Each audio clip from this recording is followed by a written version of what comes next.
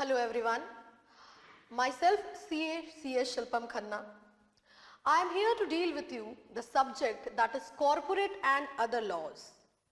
Now, students के दिमाग में कई तरह का कंफ्यूजन रहता है with regard to the law subject कि बहुत ज़्यादा डिफ़िकल्ट होगा, बहुत ज़्यादा सेक्शंस है, बहुत ज़्यादा केस स्टडीज़ है और बहुत ज़्यादा रटने की ज़रूरत होगी.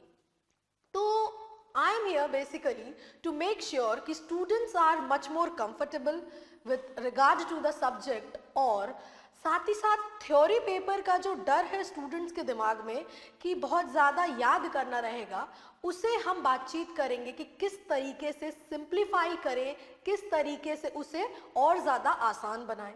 नाउ जैसा कि आप जानते ही होंगे कि आपके कॉर्पोरेट एंड अदर लॉ के सब्जेक्ट में मई 2019 से अब 30 मार्क्स का ऑब्जेक्टिव कंप्राइज करेगा questions. Like 30 marks would be your objective and the rest would be nearly your subjective. ठीक है, हम बातें करेंगे कंपनीज एक्ट 2013 के जो नोटिफिकेशंस, जो चेंजेस और जो अदर फर्दर चेंजेस और डेवलपमेंट्स आए हैं उसके बारे में बातचीत करेंगे और फर्दर आगे बातचीत करेंगे with regard to the other relevant chapters. Basic objective would be to ensure that giving the students a detailed and thorough knowledge with regard to the subject और साथ ही साथ हम आगे बात करेंगे with regard to the further difficult and nearly you can say जो कि बहुत ज़्यादा relevant है case laws and case studies, उसके बारे में भी बातचीत करेंगे ताकि आप लोगों को और ज़्यादा उसे आसान हो जाए याद करने में और समझने में. क्या होता है स्टूडेंट्स के दिमाग में कि हम कैसे पढ़ें. थ्योरी सब्जेक्ट है तो थ्योरी सब्जेक्ट में एज यू नो कि मार्क्स बहुत ज़्यादा स्टूडेंट्स को मिलता नहीं है. स्टूडेंट्स का ये सोचना है, ये मानना है कि हम थ्योरी पढ़ रहे हैं तो हम कैसे लिखें आंसर्स को, किस तरीके से लिखें और कितना लिमिट है आंसर्स लिखने का, उसके बारे में उनको एक आइडिया नहीं होता है. फ्रैंकली स्पीकिंग, कोई भी थ्योरी सब्जेक्ट आप ले लो, it is not about how much you write, it is about the quality which you right.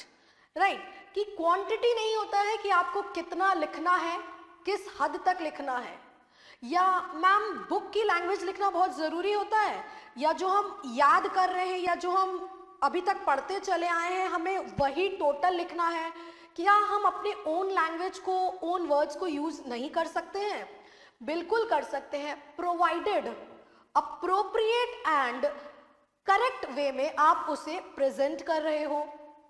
Like if you get a topic with regard to a certain topic, कुछ भी आपको मिल रहा है एग्जाम में, अगर उसके बारे में आपको कोई भी आइडिया है तो उससे रिलेटेड बातें आपको करनी होंगी. The examiner is no more interested in knowing कि आप बुक का लैंग्वेज यूज कर रहे हो या क्या. He is all about concerned कि आंसर और उस टॉपिक से रिलेटेड प्रोविजन बच्चे को याद है कि नहीं, उसको उसके बारे में जानकारी है कि नहीं जो कि वो प्रेजेंट कर रहा है एग्जाम में. तो ठीक है, तो ये जो बात है कि कैसे लिखें आंसर को, किस तरीके से प्रेजेंट करें, कितने अमाउंट में या कितने लाइंस में उसे कंप्राइज करें, तो इसके बारे में भी हम बातचीत करेंगे. साथ ही साथ ये जो दिमाग में बैठा है स्टूडेंट्स के कि हाउ टू राइट, वो slowly and gradually will be dealing in our session और हम बात करेंगे कि कैसे आपको आंसर्स को प्रेजेंट करना है. कई तरह के प्रोविजंस, कई जुडिशियल प्रोनाउंसमेंट, कई सेक्शंस हैं जिसके बारे में हम बात करेंगे. एग्जामिनर को अगर आप आंसर प्रेजेंट कर रहे हैं, even if you don't know the related section or the case law related to the particular topic, it is not necessary कि student को लिखना ही होगा. गलत लिखने से अच्छा है आप ना लिखो, आप उसके बारे में बताओ, उसके बारे में जानकारी दो. Apart from writing with regard की सेक्शंस हमें याद करना है, बहुत इंपॉर्टेंट है. जो इजी गो सेक्शंस हो, जो आपको आराम से आसानी से याद हो जाए, well and good.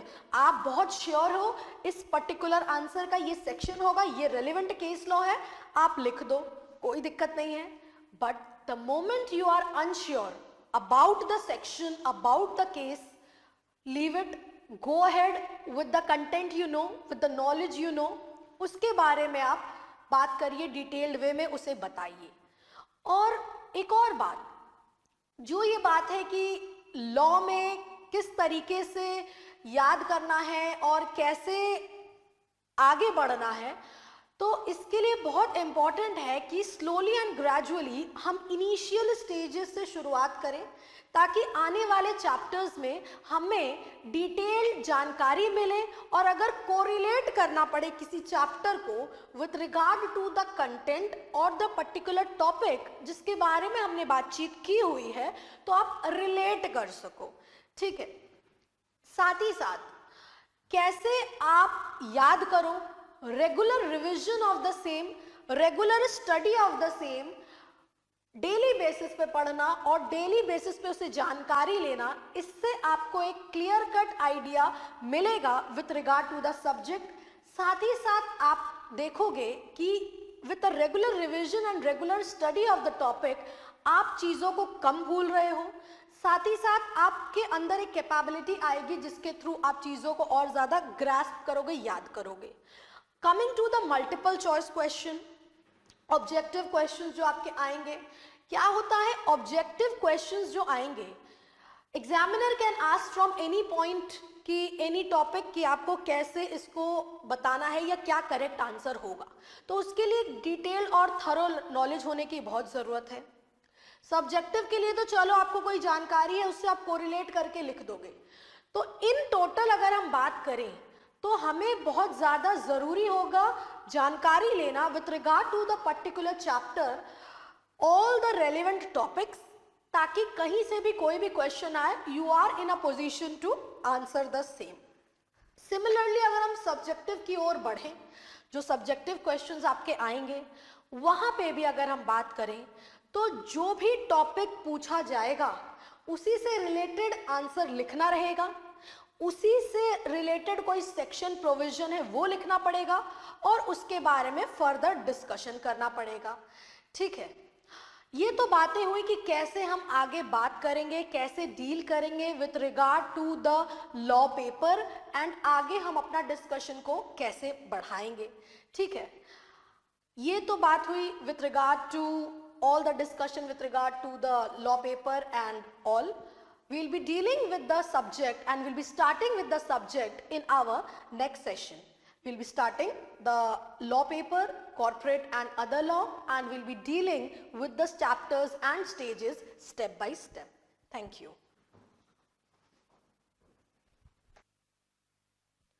Hello everyone. We'll be starting with your corporate and other law subject. आज हम अपना सब्जेक्ट स्टार्टअप करेंगे with the starting that is preliminary and incorporation of companies के साथ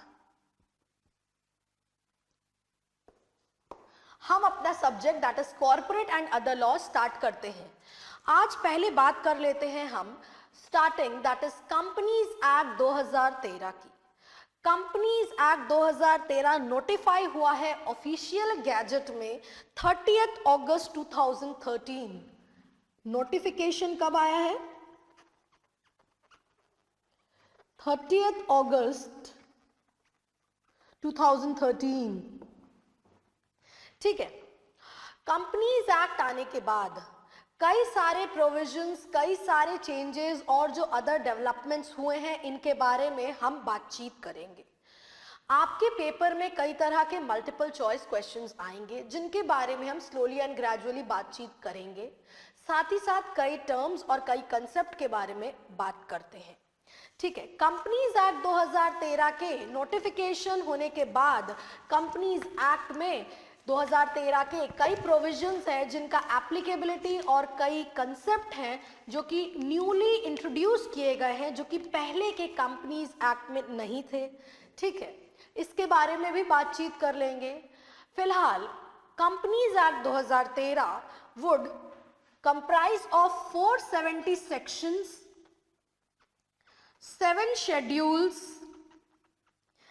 which is divided into 29 chapters ma'am सारे section, सारे schedule, सारे chapters याद करने होंगे? नहीं, इट इज नॉट नेसेसरीली कि आप सेक्शंस को बाय हार्ट करो.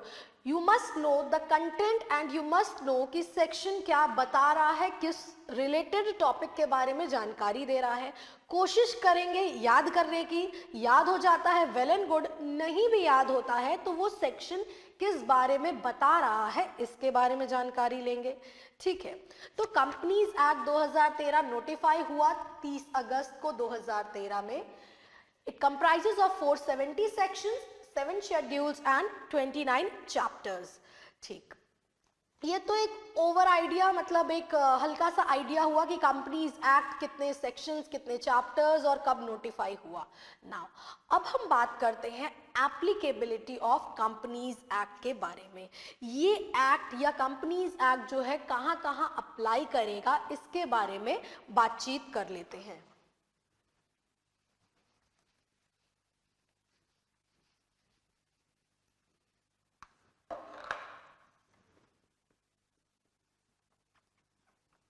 Applicability of the Act. Companies act कहां कहां एप्लीकेबल होगा? Companies incorporated under the act और अंडर प्रीवियस एक्ट. मतलब ये जो एक्ट है कंपनीज एक्ट, ये कहां कहां एप्लीकेबल होगा, किन किन पे एप्लीकेबल होगा. कंपनी जो कि इनकॉर्पोरेट हुई है इस एक्ट के तहत, कंपनीज एक्ट 2013 के तहत, या तो फिर अंडर प्रीवियस एक्ट जो कि प्रीवियस कंपनीज एक्ट है 1956, या आप ले लो 1882, या आप ले लो फर्दर जो कंपनीज एक्ट हुए हैं, जो कंपनीज एक्ट थे उनके अंडर अगर कोई कंपनी आई है, रजिस्टर हुई है, तो उनको इनकॉर्पोरेट हुई है तो उनको भी ये एप्लीकेबल होगा प्रोविजंस. ठीक है, अपार्ट फ्रॉम कंपनीज को और किसको एप्लीकेबल होगा? इंश्योरेंस कंपनी को, बैंकिंग कंपनी को,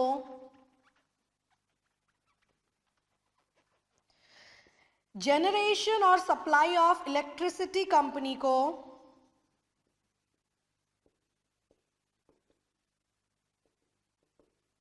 बट यहां ध्यान देने की बात है, इंश्योरेंस कंपनी, बैंकिंग कंपनी और generation and supply of electricity company को ये प्रोविजंस एप्लीकेबल होगा उस हद तक जब तक प्रोविजन कंसिस्टेंट है इनके एक्ट के तहत.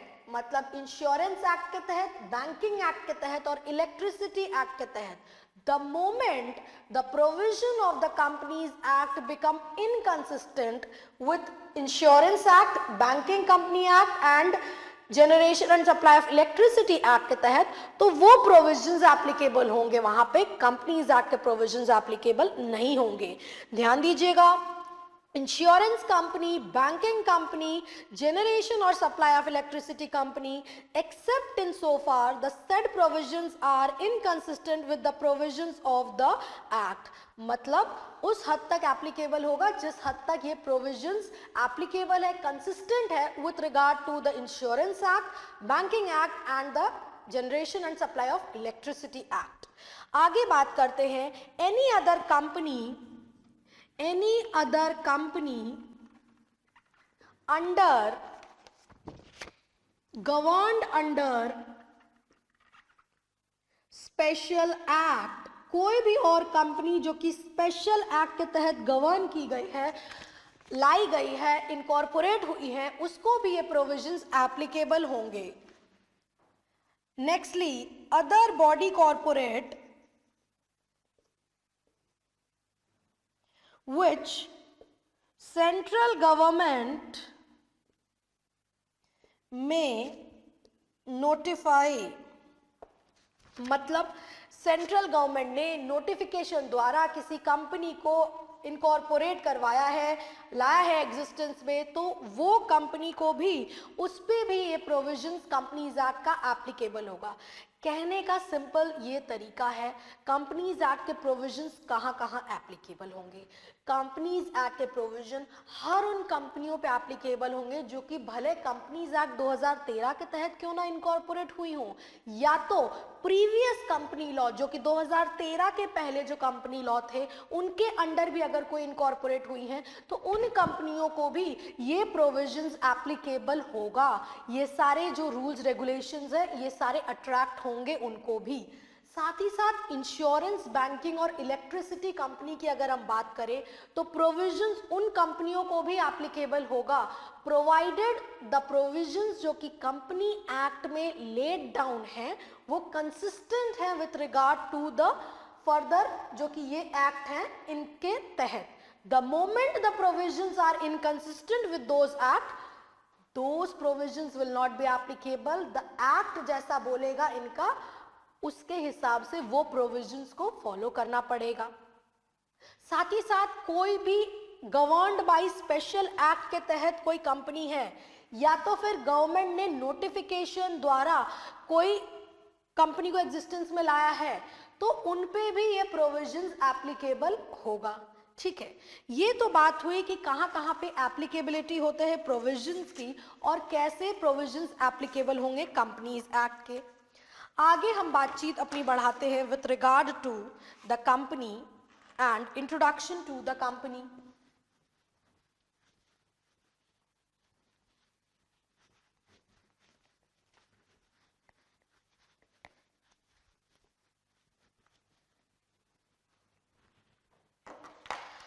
अब हम बात करते हैं कंपनी की शुरुआत के बारे में। कंपनी फॉर्मेशन, कितने तरह की कंपनी है और कैसे फर्दर इनकॉर्पोरेशन होता है कंपनी का, इसके बारे में बातचीत करेंगे। कंपनी को एक सेपरेट लीगल एंटिटी का कंसेप्ट दिया गया है with a perpetual succession for a lawful purpose. हमने क्या बोला, company has a separate legal entity, perpetual succession, lawful purpose, separate legal entity। Law के नजर में कंपनी अलग, कंपनी के मेंबर्स अलग।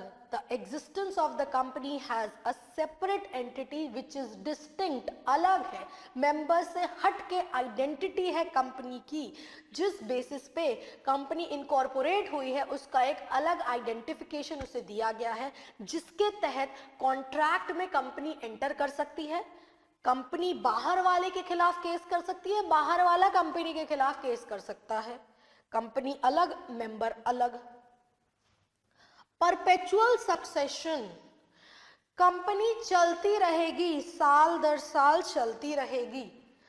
मेंबर्स में कम एंड गो, मेंबर्स आते रहेंगे जाते रहेंगे, कंपनी को उससे कोई फर्क नहीं पड़ेगा। इवन इफ अगर सारे के सारे मेंबर्स ना रहे, फॉर एग्जाम्पल अगर रोड एक्सीडेंट हो रहा है और सारे मेंबर्स की भी अगर डेथ हो जाती है तो क्या कंपनी बंद हो जाएगी? मेंबर्स रहे नहीं। कंपनी का एग्जिस्टेंस तभी खत्म होगा जब कंपनीज एक्ट के तहत वो बंद हो रही है। मेंबर्स के आने जाने से कंपनी को कोई प्रभाव नहीं पड़ेगा। लॉफुल पर्पस, अब कंपनी फॉर्म किए हो तो कोई इलीगल काम तो करोगे नहीं, बट ऑब्वियस सी बात है लॉफुल पर्पस जो लॉ के नजर में in the I of law सही है, लीगल है, वो काम करने के लिए आपने कंपनी को फॉर्म किया है। Company has been formed for such purpose. तो ये बातें हैं, separate legal entity, perpetual succession and lawful purpose. अब हम एक कंसेप्ट के ऊपर, एक टॉपिक के ऊपर आते हैं, दैट इज प्रमोटर। प्रमोटर्स कौन होते हैं? वो इंसान जिनके पास एक आइडिया है, जिनके पास वो सारी क्षमता है काम करने की, वो सारे स्टेप्स लेते हैं जो कि कंपनी को एग्जिस्टेंस में लाया जा सके, उन्हें प्रमोटर कहा गया है। प्रमोटर का मतलब फॉर्मेशन ऑफ कंपनी के पीछे जितने स्टेप्स इन्वॉल्व है, जितने कागज पत्तर, जितने फर्दर रिक्वायरमेंट, जितनी अदर मेंटेनेंस की जरूरत होती है, जिसके पास ये दिमाग है, ये आइडिया आया है कि कैसे कंपनी को एग्जिस्टेंस पे लाया जाए, उसे प्रमोटर कहा गया है। ध्यान दीजिएगा, कंपनीज एक्ट 2013 के तहत डेफिनेशन ऑफ प्रमोटर के बारे में हम बात करेंगे, जो कि आपको याद रखने की बहुत जरूरत है कि प्रमोटर कौन होता है और उसका डेफिनेशन क्या है, इसके बारे में भी बात करेंगे। फिलहाल प्रमोटर का मतलब person who has an idea and does all necessary preliminary requirements to bring company into existence। तो क्या हम ये कह सकते हैं कि हर वो काम, प्रिलिमिनरी काम, रिक्वायरमेंट जो कि कंपनी को एग्जिस्टेंस में लाने के लिए जरूरत होता है, वो काम जो करता है उसे प्रमोटर कहा जाता है। बट इसके डेफिनेशन के बारे में भी जान लेना बहुत जरूरी है, जो कि कंपनीज एक्ट ने 2013 ने डिफाइन किया है। यानी कि कंपनीज एक्ट 2013 के तहत प्रमोटर का डेफिनेशन क्या होता है, आइए जान लेते हैं। Promoter means who has been named as such in prospectus or is identified by the company in the annual return।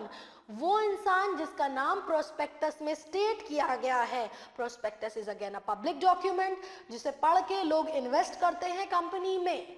Prospectus में जिस इंसान का नाम स्टेट किया गया है या कंपनी ने जिसे आइडेंटिफाई किया है एनुअल रिटर्न में, उस इंसान को प्रमोटर का स्टेटस दिया जाएगा। मतलब who has been named in the prospectus or identified by company in annual return, identified by the company in annual return। Nextly, who has control over the affairs of the company directly or indirectly, whether as shareholder, director or otherwise। वो इंसान जिसके पास control है नियंत्रण करने का, या तो directly या इनडायरेक्टली, कंपनी के शेयर होल्डर के रूप में, डायरेक्टर के रूप में या किसी और रूप में। Who has control direct or indirect, उसे भी प्रमोटर माना जाएगा, उसे भी प्रमोटर कहा जाएगा। नेक्स्टली, और with whose advice direction the board of director of the company is accustomed to act। यानी कि whose direction BOD acts, वो भी प्रमोटर कहलाएगा। जिसके डायरेक्शन पे, जिसके एडवाइस के ऊपर बोर्ड ऑफ डायरेक्टर कंपनी के एक्ट करेंगे, उसे भी प्रमोटर कहा गया है। ठीक है, बट ध्यान देने की बात है, a person who is acting merely in professional capacity, उसे प्रमोटर नहीं कंसिडर किया गया है। चाहे वो सॉलिसिटर हो, बैंकर हो या अकाउंटेंट हो, वो प्रमोटर नहीं कहलाएंगे। मतलब अगर आप अपनी प्रोफेशनल कैपेसिटी, जो आपका प्रोफेशन है, जो कि आप काम कर रहे हैं, उस रूप में, उस प्रोफेशन को सर्व करने के लिए, चाहे सॉलिसिटर के रूप में, चाहे बैंकर के रूप में, चाहे अकाउंटेंट के रूप में, तो क्या आपको प्रमोटर माना जाएगा? नहीं। A person acting in the professional capacity will not be considered as promoter। पहला डेफिनेशन हम लोगों ने अभी देखा कंपनीज एक्ट 2013 के तहत प्रमोटर का। प्रमोटर का मतलब वो इंसान जिसका नाम प्रोस्पेक्टस में लिखा हुआ है या कंपनी उसे आइडेंटिफाई की है एनुअल रिटर्न में। ठीक है, साथ ही साथ वो इंसान जो कि कंट्रोल कर रहा है कंपनी का डायरेक्टली या इनडायरेक्टली, वो इंसान प्रमोटर हो सकता है। या तो फिर वो इंसान जिसकी एडवाइस पे, जिसके सजेशन पे बोर्ड ऑफ डायरेक्टर कंपनी के एक्ट कर रहे हो, वो प्रमोटर कहलाएगा। तो कौन नहीं कहलाएगा प्रमोटर? जो प्रोफेशनल कैपेसिटी में एक्ट कर रहा हो, बैंकर, सॉलिसिटर, अकाउंटेंट, कोई भी जो कि प्रोफेशनल कैपेसिटी में एक्ट कर रहा हो, वो प्रमोटर नहीं कहलाएगा। Am I clear with the first definition? ठीक है, आगे बढ़ते हैं फॉर्मेशन ऑफ कंपनी की ओर।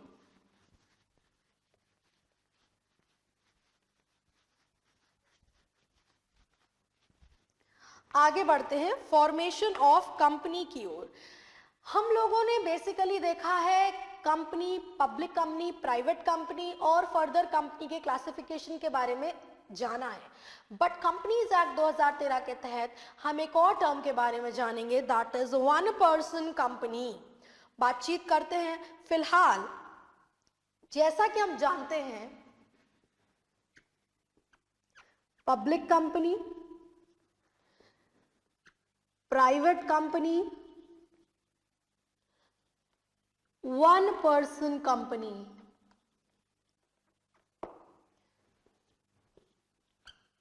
पब्लिक कंपनी के केस में क्या जरूरी है, कितने लोगों की जरूरत होती है, कितने पर्सन की जरूरत होती है? 7 और more can form a public company. ठीक है, ये तो जानकारी है आपको पब्लिक कंपनी के बारे में कि कॉन्स्टिट्यूशन हो सकता है पब्लिक कंपनी का विद 7 और मोर। ठीक है, प्राइवेट कंपनी के केस में, प्राइवेट कंपनी के केस में 2 और more person can form a private company. One person company के केस में नाम ही सजेस्ट कर रहा है वन पर्सन, एक ही person, a single person is required to form one person company. क्या ये सोल प्रोप्राइटरशिप है? No, it is not sole proprietorship. इसके बारे में हम आगे डिस्कस करते हैं। फिलहाल अभी हम लोगों ने एक आइडिया लिया है कि पब्लिक कंपनी, प्राइवेट कंपनी और ओपीसी के केस में, वन पर्सन कंपनी के केस में कितने लोगों की आवश्यकता होती है कंस्टिट्यूट करने की। आगे बढ़ते हैं अपने टॉपिक के ऊपर, that is one person company. Public और प्राइवेट के बारे में हम अपना डिस्कशन आगे बढ़ाएंगे, उससे पहले हम बात करते हैं वन पर्सन कंपनी के बारे में।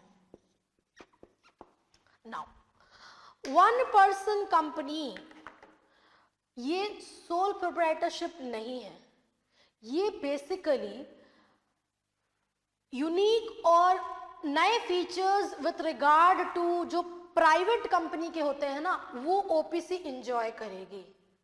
एक ही पर्सन होता है, इसको कई तरह के बेनिफिट है, कई तरह की सुविधाएं उपलब्ध है, जो कि बहुत सारी फॉर्मेलिटीज पूरी करनी पड़ती है ना कंपनी के केस में, वो वन पर्सन ओपीसी को करने की जरूरत नहीं है। कई एग्जेम्पशन, कई छूट दिए गए हैं। It is private company in nature, private नहीं है, प्राइवेट कंपनी इन नेचर है with different characteristic. Separate legal entity है, पर्सन अलग, ओपीसी अलग। लिमिटेड लायबिलिटी है। सोल प्रोप्राइटरशिप में क्या होता है? Single person sole proprietor, liability limited नहीं है, अनलिमिटेड है। मतलब खुद से भी जेब से पैसा भरपाई करना पड़ेगा, पूरी जिम्मेदारी उसी की रहेगी। बट ओपीसी के केस में, ओपीसी के केस में liability is limited, liability is limited. साथ ही साथ क्या रहता है, जहां कि हमने सोल प्रोप्राइटरशिप में देखा है कि पूरा जिम्मेदारी, पूरा रिस्क उसी पर्सन पे रहेगा। सिमिलरली ओपीसी के केस में अगर हम बात करें, ओपीसी के केस में अगर हम बात करें, one person is a member, तो उसकी अगर डेथ हो गई, तो उसकी अगर डेथ हो जाती है तो वो नॉमिनी करता है कि मेरी डेथ के बाद कौन सा ऐसा इंसान होगा जो कि मेंबर बनेगा ओपीसी का। मतलब one person company need to specify the name of nominee in the memorandum of association. Company के मेमोरेंडम ऑफ एसोसिएशन में नाम लिखा रहेगा उस पर्सन का जो कि नॉमिनी रहेगा। उस सिंगल पर्सन जो कि ओपीसी जिसने फॉर्म किया है, उसकी डेथ अगर हो जाती है तो। नाउ अगर नॉमिनी को आप अपॉइंट कर रहे हो वन पर्सन कंपनी के केस में, तो नॉमिनी से भी तो लिखित रूप में कंसेंट मिलना चाहिए कि उसने अपनी सहमति दी है कि हम कंपनी के नॉमिनी के रूप में अपॉइंट होना चाह रहे हैं। ठीक है, कंपनी का मेमोरेंडम इंडिकेट करेगा, वन पर्सन कंपनी का मेमोरेंडम इंडिकेट करेगा, बताएगा कि ये पर्सन है जो कि नॉमिनी के रूप में अपॉइंट किया गया है, जो कि कॉन्ट्रैक्ट करने के लिए केपेबल है, ठीक है। Other person whose name is given in the memorandum shall specify the written consent, written लिखित रूप में आप अपना कंसेंट दोगे, ठीक है। कभी भी किसी कारण से अगर ओपीसी के केस में मेंबर को लगता है कि हमको उस नॉमिनी को जिसको हम अपनी जगह वो जगह देंगे, कल को हम डेथ हो जाती है या इनकैपेसिटी हो जाते हैं कॉन्ट्रैक्ट करने के लिए, जो मेरे बदले में हमने जिसे ये स्थान जगह दी है, अगर हमने किसी का नाम सजेस्ट किया था, किसी का नाम एंटर किया था मेमोरेंडम में, अगर हम उसमें चेंज या बदलाव करना चाह रहे हैं, वो चेंज या बदलाव कर सकते हैं, वो चेंज या बदलाव कर सकते हैं और इंटीमेट करने की जरूरत है। द मेंबर ऑफ ओपीसी में at any time change the name of other person by giving notice to the company and company shall intimate the same to the registrar. उस चेंज को, उस बदलाव को ऑल्टरेशन इन मेमोरेंडम नहीं माना जाएगा। Change करना चाहते हो नॉमिनी को, कर सकते हो, कंपनी को इंटीमेट करो, जानकारी दो, कंपनी इन टर्न रजिस्ट्रार को ये इंटीमेट करेगी कि नॉमिनी चेंज हुआ है। साथ ही साथ ओपीसी को कौन कंस्टिट्यूट करेगा? ओपीसी को कंस्टिट्यूट करने के लिए, फॉर्म करने के लिए कुछ क्राइटेरिया है। क्या क्राइटेरिया है? Only a natural person who is an Indian citizen, ध्यान दीजिएगा, and has resided in India for not less than 182 days in the calendar year preceding one calendar year, वही कंस्टिट्यूट कर सकता है, इनकॉर्पोरेट कर सकता है ओपीसी, या तो फिर वो नॉमिनी के रूप में अपॉइंट किया जा सकता है ओपीसी का। मतलब आप इंडियन रेसिडेंट हो, आपने प्रीसीडिंग कैलेंडर ईयर में 182 डेज कम से कम रिसाइड किया है, तो आप कंस्टिट्यूट कर सकते हो, फॉर्म कर सकते हो ओपीसी। साथ ही साथ आप मेंबर और नॉमिनी के रूप में sole nominee of sole member of OPC बन सकते हो, कोई इसमें दिक्कत नहीं है, पाबंदी नहीं है। A natural person shall not be a member of more than a OPC at any point of time and the said person shall not be a nominee of more than one OPC। मतलब एक ही OPC के आप one person company के member हो सकते हो, at a time आप दो OPC के मेंबर नहीं हो सकते हो, नॉमिनी भी नहीं हो सकते हो। कई बार ये भी होता है कि आप OPC फॉर्म किए, you are a member of an OPC, आपको किसी और OPC में किसी कारणवश आप नॉमिनी थे और वहां के ओपीसी की डेथ हो गई है और आप वहां के अब मेंबर बन जा रहे हो, तो ये जो लिमिट और क्राइटेरिया है ना 182 डेज वाला और रेसिडेंट वाला, ये आपको सैटिस्फाई करना पड़ेगा फॉर दैट ओपीसी। साथ ही साथ अगर हम बात करें, no minor shall become a member और nominee of OPC. Minor incapable to contract, capacity नहीं है कॉन्ट्रैक्चुअल ऑब्लिगेशन में एंटर करने की, तो एंटर नहीं कर सकता है। साथ ही साथ OPC can not convert voluntarily into any kind of company unless 2 years have expired from the date of incorporation. कम से कम 2 साल गुजर जाना चाहिए आपके इनकॉर्पोरेशन के होने के बाद, तभी जा करके आप कन्वर्ट कर सकते हो OPC into any other kind of company, except provision है, except the paid up capital is increased beyond 50 lakh. Ma'am अगर 2 साल के पहले ही अगर पेड अप कैपिटल 50 लाख से ज्यादा इंक्रीज हो जा रहा है, या average annual turnover during the relevant period exceed 2 crores, अगर average annual turnover 2 करोड़ से exceed कर रहा है, उस केस में कन्वर्जन हो सकता है। ठीक है, तो हमने ओपीसी के बारे में क्या जानकारी ली? OPC one person company, private company in nature, it has a separate legal entity, limited liability। ठीक, OPC is formed with one person जो फॉर्म कर रहा है वो नॉमिनी स्पेसिफाई करेगा मेमोरेंडम में, कि कल को अगर उस पर्सन की डेथ हो जाती है, इनकैपेसिटी हो जाती है, तो वो नॉमिनी उसके जगह वो सारे काम करेगा। ठीक, फिर हमने बातचीत की ओपीसी के केस में क्या लिमिट है, क्या क्राइटेरिया है फॉर्म करने का।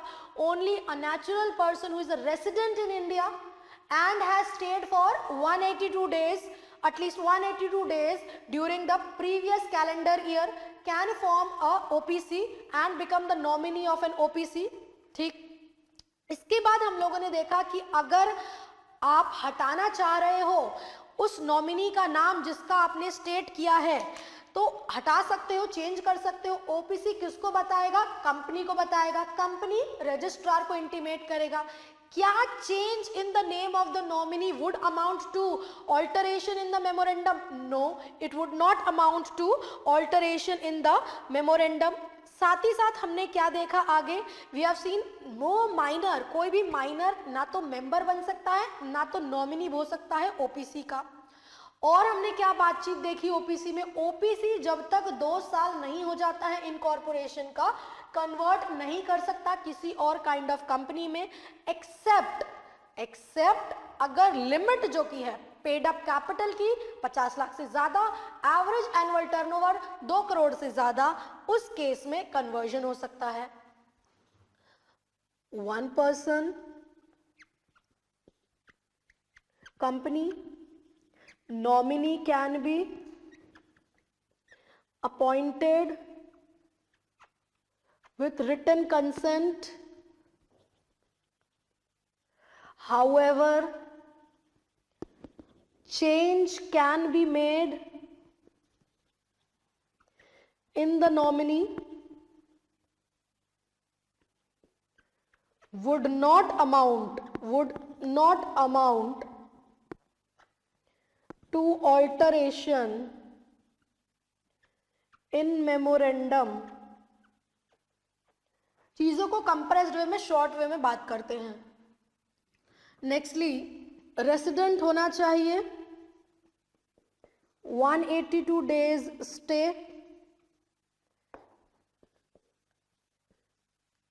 No minor to be member, nominee OPC का, no voluntary conversion except, limit क्या है, paid up capital, average annual turnover 50 lakh, 2 crore और मोर, 50 लाख और मोर, 2 करोड़ और मोर, अगर ऐसा होता है तो कन्वर्जन हो सकता है। तो ये तो बात हुई ओपीसी के बारे में।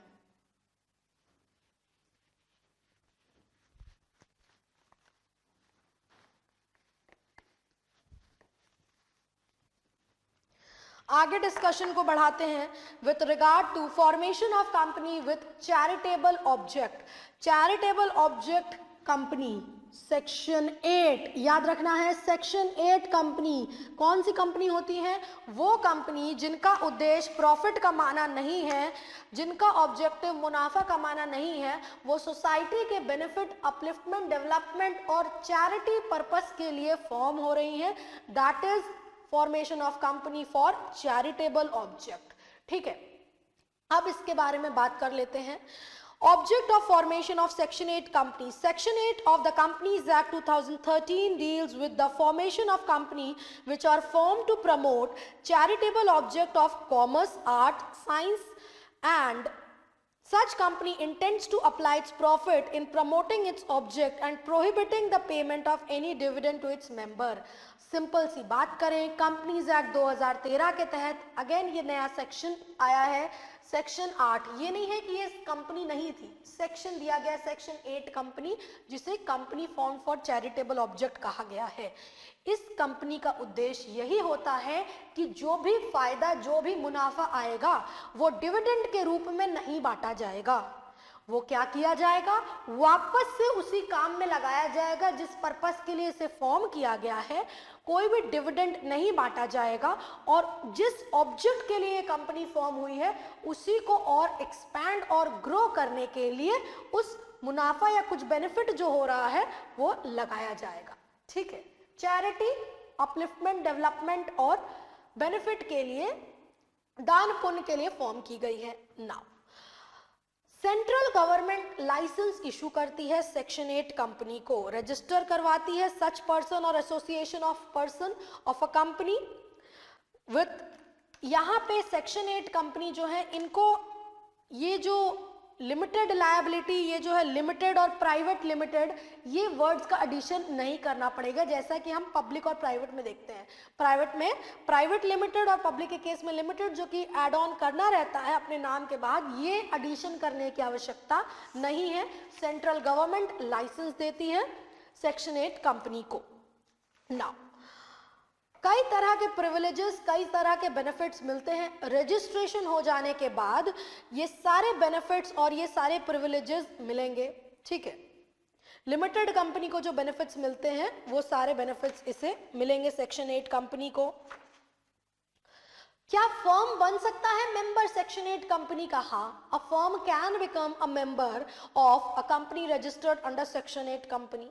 ठीक है, कंपनी अगर चाहे जो कि रजिस्टर हुई है, ये सेक्शन 8 कंपनी कोई भी ऑल्टरेशन, कोई भी बदलाव कंपनी के मेमोरेंडम में जो कि चार्टर और कॉन्स्टिट्यूशन होता है और आर्टिकल्स में नहीं कर सकती है जब तक सेंट्रल गवर्नमेंट से अप्रूवल नहीं मिला हो। लाइसेंस कौन दे रहा है? सेंट्रल गवर्नमेंट दे रहा है।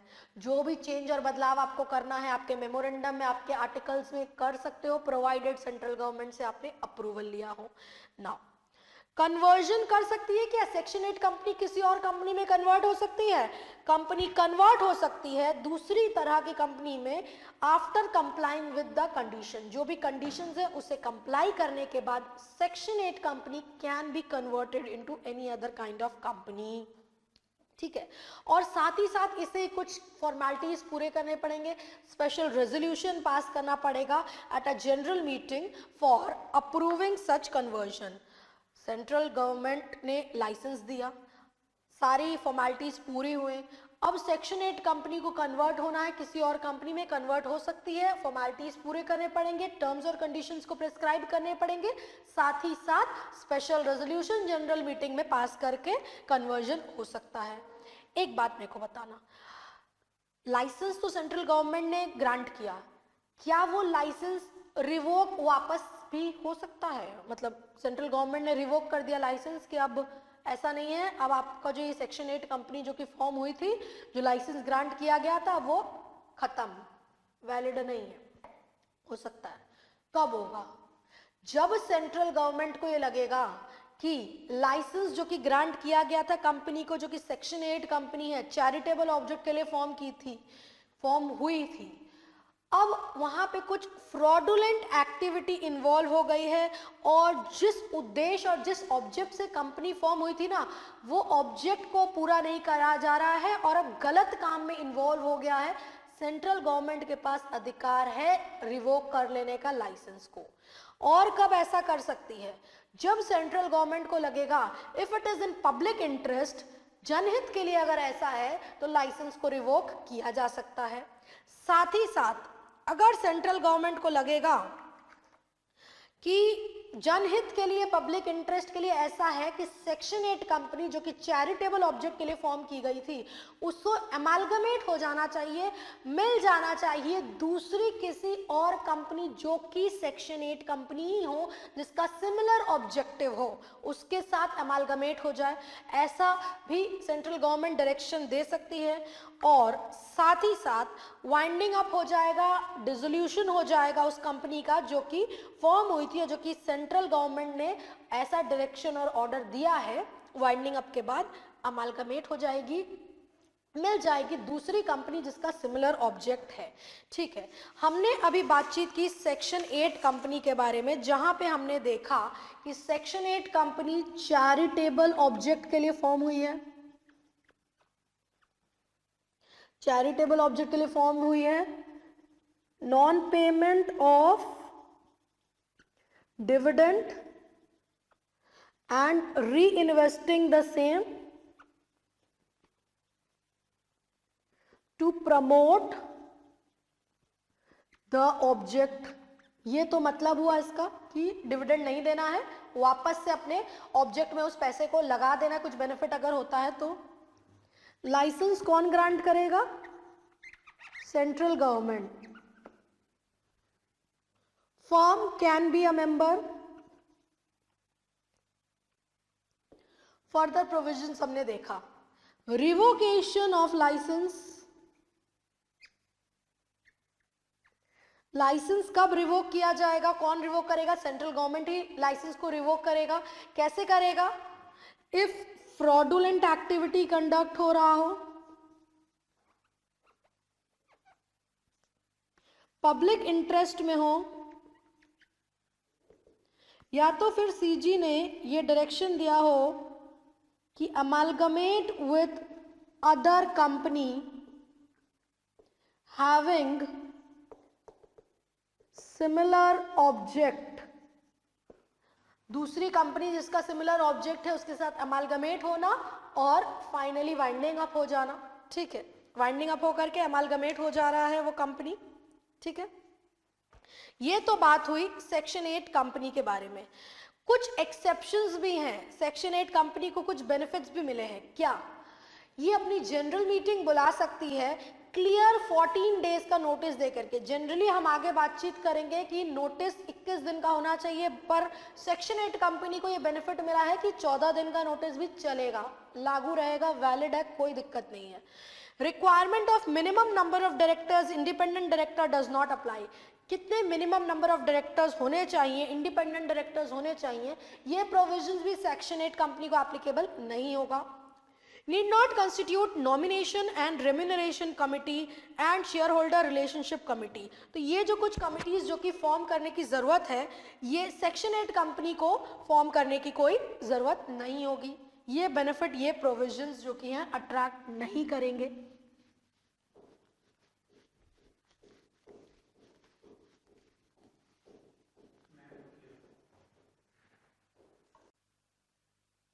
आगे डिस्कशन को हम अपने बढ़ाते हैं, that is memorandum of association और उसके क्लॉजेस के बारे में जानकारी ले लेते हैं। मेमोरेंडम ऑफ एसोसिएशन,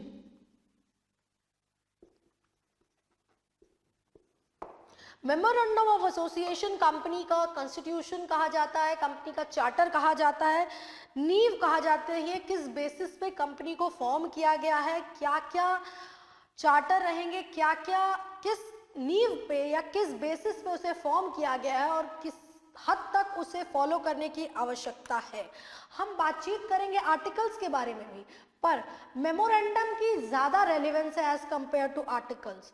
यानी कि कहने का ये तात्पर्य है कि आर्टिकल्स को अगर चेंजेस फेरबदल करना है किया जा सकता है, रेजोल्यूशन पास करके ऑल्टरेशन किया जा सकता है, पर कुछ चीजें अगर मेमोरेंडम के हद से अलग हटके हैं, जो स्टेट किए गए हैं उससे अलग हटके किए गए हैं, तो उसमें दिक्कतें आती हैं।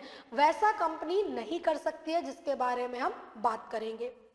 Memorandum means the memorandum of association of a company as originally framed or as altered from time to time in pursuance of any previous company law.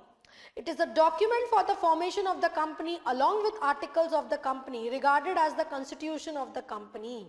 ये डॉक्यूमेंट हैं जो कि फॉर्मेशन ऑफ कंपनी के लिए ज़रूरी होते हैं, साथ ही साथ इसमें बहुत सारे डिटेल प्रोसीडियर किए गए हैं। जो भी कंपनीज एक्ट बताता है वो सब मेमोरेंडम को करना पड़ेगा, उसके बेसिस पे मेमोरेंडम को फॉर्म किया गया है। फिर आर्टिकल्स में रूल्स और रेगुलेशन स्टेट किए जाते हैं। ठीक है, कंपनीज एक्ट आया, कंपनीज एक्ट ने बताया कि ऐसे ऐसे इस प्रोविजंस होंगे, वो मेमोरेंडम में स्टेटेड किए गए हैं। अब उसके बेसिस पे रेगुलेशंस और रूल्स बनाए गए हैं आर्टिकल ऑफ एसोसिएशन में।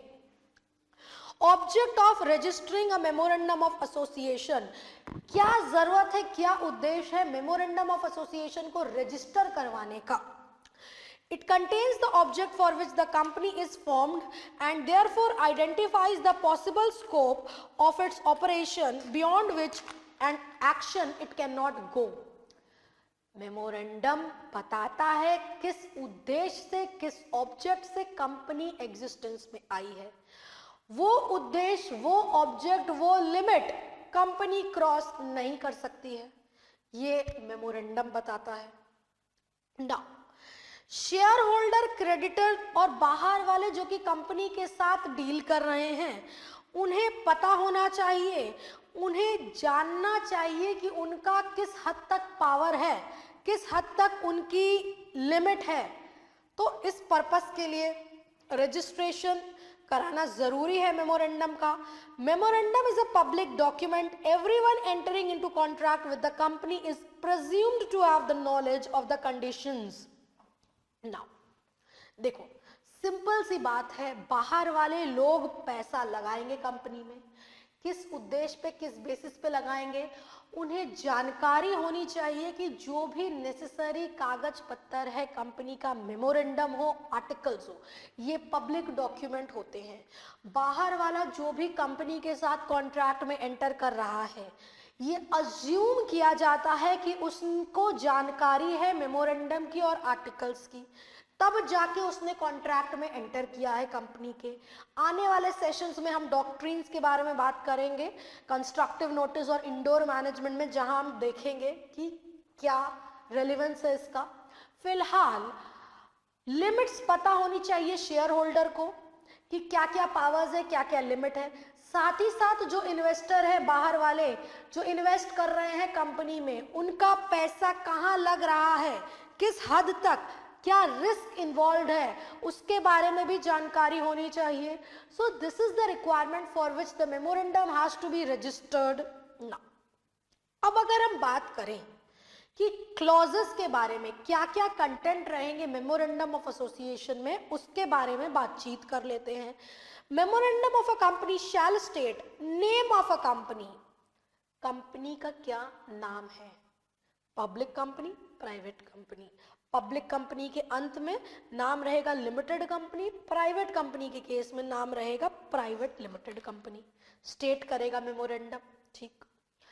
Exception, this clause is not applicable on the companies formed under section 8 company. अभी हम बातचीत करके गए हैं सेक्शन 8 कंपनी। एग्जाम में भी अगर आपके क्वेश्चन आता है सेक्शन 8 कंपनी, ध्यान रखना, non profit making charitable object जिसका है, that is section 8 company. Examiner will not give you a detailed line with regard की सेक्शन 8 कंपनी कौन सी होती है, ये आपको याद रखने की जरूरत है। Section 8 company is a company with charitable object. तो ये जो वर्ड लिमिटेड और प्राइवेट लिमिटेड है, ये एडिशन करने की जरूरत नहीं है सेक्शन 8 कंपनी में। ठीक। The state in which the registered office of the company is situated, पहला तो हो गया नेम, दूसरा स्टेट, रजिस्टर्ड ऑफिस, कंपनी किस शहर में उसका रजिस्टर्ड ऑफिस है, सिचुएट होगा, उसके बारे में जानकारी। ठीक है, इन सब के बारे में डिटेल नॉलेज हम लेंगे। Thirdly, object for which it is incorporated, company का क्या ऑब्जेक्ट है, किस उद्देश्य से इनकॉर्पोरेट हुई है, इसके बारे में बताया जाएगा। लायबिलिटी क्लॉज, लायबिलिटी क्लॉज क्या होता है, लिमिट, किस हद तक मेंबर जिम्मेवार रहेंगे, लायबल रहेंगे पे ऑफ करने के लिए, लायबिलिटी को, डेब्ट्स को चुकाने के लिए। ठीक है, हम बातचीत करेंगे with regard to company limited by shares, company limited by guarantee और further company having a share capital. मतलब वो कंपनी जो कि लिमिटेड बाय शेयर है, उसके केस में क्या होता है, मेंबर कितना पे ऑफ करेगा, कितना चुकाएगा, उस हद तक मेंबर जिम्मेवार रहेगा जिस हद तक उसका अनपेड वैल्यू है शेयर्स पे। 10 रुपए का शेयर, 5 रुपया पेड, 5 रुपया अनपेड, इनटू जितना number of shares member hold कर रहा है, तो वो जो 5 रुपया अनपेड है into the number of shares जो कि मेंबर होल्ड कर रहा है, उस लिमिट तक मेंबर जिम्मेवार या लायबल रहेगा पे ऑफ करने के लिए, चुकाने के लिए। ठीक है। Company limited with guarantee, limited by guarantee के केस में जितना अमाउंट मेंबर ने गारंटी किया गया है, मेमोरेंडम में स्टेट किया गया है, तो वो अमाउंट गारंटी जो कि मेंबर ने किया है, उस अमाउंट के लिए मेंबर को जिम्मेवार या लायबल ठहराया जाएगा। ठीक है, तो ये तो बात हुई लायबिलिटी के बारे में। नाउ अब हम बातचीत कर लेते हैं फर्दर इसके बारे में, जो क्लॉजेज हैं ये क्या है, क्या बता रहे हैं और इसमें चेंजेस और ऑल्टरेशन कैसे करेंगे। पहले बात करते हैं नेम क्लॉज के बारे में। If you talk about name clause, company incorporate होने वाली है, रजिस्टर होने वाली है, मेमोरेंडम में कंपनी के नेम क्लॉज जो है वो क्या बताएगा, क्या डिपिक्ट करेगा, कंपनी किस नाम से इनकॉर्पोरेट होने वाली है। Name stated in the memorandum, company के मेमोरेंडम में ऐसा नाम नहीं होना चाहिए उस कंपनी का जिससे वो इनकॉर्पोरेट होना चाह रही है, एक ऐसा नाम जो कि ऑलरेडी एग्जिस्टेंस में कंपनी है उससे मिलता जुलता हो। क्यों? अब देखिए, आप तो आज कंपनी फॉर्म कर रहे हो, इनकॉर्पोरेट होने वाले हो, आपको कोई एक पर्टिकुलर नाम रखना है, आपके हिसाब से वो सही है, बट ऑलरेडी मार्केट में एक कंपनी है जिसका वो नाम एग्जिस्टेंस में है और वो आपसे पहले से है, तो आप उसी से मिलता जुलता नाम अगर फॉर्म कर रहे हो कंपनी का, जनरल पब्लिक के दिमाग में क्या होगा, कंफ्यूजन क्रिएट होगा, एक गलत इंप्रेशन डलेगा कि उसी से रिलेटेड जो कि ऑलरेडी एग्जिस्टेंस में कंपनी है, जो कि नई फॉर्म हुई है, दोनों का कोई लिंक है, दोनों का कोई रिलेशन है। गलत है ये, जबकि कोई लेना देना नहीं है। तो इसीलिए एक ऐसा नाम चूज करना विच इज अनडिजायरेबल, ऐसा नहीं होना चाहिए। मेमोरेंडम में ऐसा नाम नहीं होगा कंपनी का which is undesirable. Applying for the name of the company, name stated in the memorandum shall not be identical with or resemble to nearly of the name of the existing company registered under the act or previous law. Be such that it used by the company will constitute an offence and is undesirable in the opinion of central government. Simple सी बात है, आप ऐसे नाम से register नहीं हो सकते हो जो कि ऑलरेडी एग्जिस्टेंस में कंपनी हो, उससे रिलेटेड हो, उससे मिलता जुलता हो और गवर्नमेंट के नजर में, सेंट्रल गवर्नमेंट के नजर में वो अनडिजायरेबल हो। ध्यान दीजिएगा, any word or expression which is likely to give the impression that the company in any way connected or having the patronage of the central government or state government or local authority or for the time being in force, such word or expression may be prescribed unless the previous approval of central government has been obtained for the use of such word or expression. कोई भी ऐसे शब्द का इस्तेमाल करना जिससे ये impression डले कि वो सेंट्रल या स्टेट गवर्नमेंट की कंपनी है या उनसे रिलेटेड है या उनका कोई उसमें रोल है, ऐसा यूजेज नहीं किया जा सकता है। रोक लगाई गई है, पाबंदी लगाई गई है, जैसे कि वर्ड नेशनल का इस्तेमाल नहीं किया जाए। तो ये जो वर्ड है, ये एक नोटिफिकेशन आया था सर्कुलर नंबर 2014 डेटेड 11/2/2014 में क्लैरिफिकेशन हुआ था कि use of the word national, the names of company और LLP, according to which no company should be allowed to be registered with the word national as a part of its title unless it is government company, central state government has a stake in it. मतलब जब तक वो government company नहीं है या central या state government का उसमें कोई स्टेक नहीं है, कोई इंटरेस्ट नहीं है, आप इस शब्द नेशनल का इस्तेमाल नहीं कर सकते हो। ठीक है। Reservation of name, a person making an application in such form or manner accompanied by such fees may be prescribed to the registrar for reservation of the name of the proposed company or the name to which the company proposes to change its name. Application करने के समय आपको ये नाम state करना पड़ेगा, जो apply कर रहा है पर्सन नाम के लिए कंपनी का रिजर्व करेगा कि ये नाम हम सोच रहे हैं, साथ ही साथ और नाम की अगर कल को वो नाम कैंसिल हो रहा है, अप्रूवल नहीं मिल रहा है, रजिस्ट्रेशन नहीं हो रहा है उस नाम से, तो कोई और नाम जिससे हम रजिस्टर करवा लें अपने आप को। ठीक है, ये तो बात हुई नेम क्लॉज के बारे में। साथ ही साथ if the company has been incorporated, registrar में after giving the company an opportunity of being heard direct the company to change its name with a period of 3 months or take action for striking off the name of the company from the registrar of company or make a petition for winding up of the company। मतलब अगर company इस नाम से incorporate हुई है और जो कि अप्रोप्रिएट नहीं है, रजिस्ट्रार ऑफ कंपनी द्वारा डायरेक्शन मिला कि नाम को चेंज करो, बदलो, पर नहीं बदलाव हो रहा है, तो रजिस्ट्रार समय देता है कि इस समय तक आप अपने नाम को चेंज करो, बदलो। नहीं होता है तो उस कंपनी के खिलाफ एक्शन लिया जाएगा, उसका नाम रजिस्टर ऑफ कंपनी से हटा दिया जाएगा। ठीक है, आगे बात करते हैं डॉक्ट्रीन ऑफ अल्ट्रा वायर्स के बारे में बात करेंगे, जो कि ऑब्जेक्ट क्लॉज के अंडर ही आएगा। हम बात करेंगे after name clause object clause के बारे में, इसी के अंडर हम बात करेंगे डॉक्ट्रीन ऑफ अल्ट्रा वायर्स। पहले बात करते हैं ऑब्जेक्ट क्लॉज। ऑब्जेक्ट क्लॉज मतलब उद्देश्य या purpose with which the company is registered. किस पर्पस से, किस ऑब्जेक्ट से कंपनी फॉर्म हुई है, उस ऑब्जेक्ट को पूरा करना रहेगा, और कोई भी काम अगर उससे हट के होगा तो उसे अल्ट्रा वायर्स माना जाएगा, बियॉन्ड द पावर्स माना जाएगा, which is null and void ठहराया जाएगा। ठीक है, बात कर लेते हैं डॉक्ट्रीन ऑफ अल्ट्रा वायर्स के under. In the case of a company, whatever is stated, memorandum or powers prohibited by the doctrine of ultra vires is void and does not bind the company. Neither the company nor the contracting party can sue it. ध्यान दीजिएगा।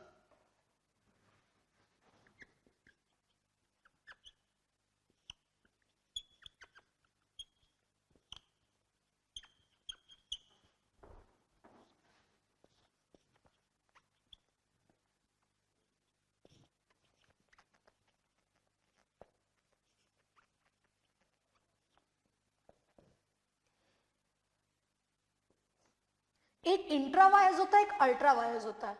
Intra wires with in the power, ultra vires beyond the power. अब जो भी act constitute किया जा रहा है, जो भी ऐसा काम किया जा रहा है which is beyond the memorandum, ultra vires. Articles के अगर बियॉन्ड किया जा रहा है बट प्रोविजन है उसे ठीक किया जा सकता है रेजोल्यूशन पास करके। Article of association is subordinate to memorandum of association. Memorandum के नीचे आता है आर्टिकल्स। ठीक है, आर्टिकल्स में कुछ चेंजेस फेरबदल करने हैं, ऑल्टरेशन करने हैं, कर सकते हैं स्पेशल रेजोल्यूशन पास करके। मेमोरेंडम ऑफ एसोसिएशन के अगर आपने कंटेंट को, अगर आपने ऑब्जेक्ट को वायलेट किया, बढ़ के काम किया, that would be regarded as ultra vires beyond the powers, null and void.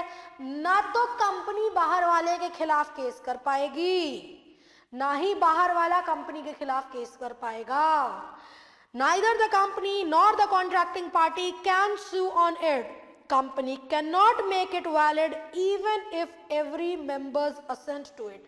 उस काम को जो कि बियॉन्ड द पावर किया गया है, भले सारे मेंबर्स ने सहमति दे दी हो, उसे ठीक नहीं ठहराया जाएगा।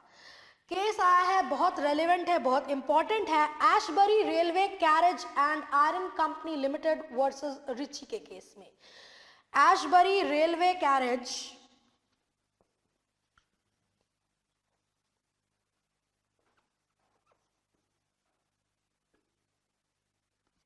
Iron company limited versus Riche के केस में। इस केस में क्या हुआ था? Memorandum of the company in the said case defined the object of company which is established to make sell railway wagons. Company का ऑब्जेक्ट स्टेट कर रहा था कि कंपनी क्या कर सकती है, बना सकती है रेलवे वैगन्स को। ठीक है, एंड जनरल कॉन्ट्रैक्टर्स का शब्द इस्तेमाल किया गया था ऑब्जेक्ट में। कंपनी कॉन्ट्रैक्ट में एंटर कर रही है रिची के साथ, a firm of railway contractor. Company ने क्या किया, फाइनेंस कर दिया कंस्ट्रक्शन ऑफ रेलवे लाइन को। कंपनी के ऑब्जेक्ट में क्या लिखा था? कंपनी रेलवे वैगन्स को बना सकती है, पर कंपनी ने क्या किया? फाइनेंस कर दिया कंस्ट्रक्शन ऑफ रेलवे लाइन को। Now subsequent repudiation of the contract हुआ by the company on the ground that it is ultra wires। रिची ने एक्शन लाया डैमेज के लिए, भरपाई के लिए कि भाई ब्रीच ऑफ कॉन्ट्रैक्ट हो गया मेरे साथ, तो क्योंकि कंपनी के ये जो बाकी के जो मेजॉरिटी ऑफ शेयर होल्डर हैं इन्होंने तो रेटिफाई कर दिया, इन्होंने तो सहमति दे दी।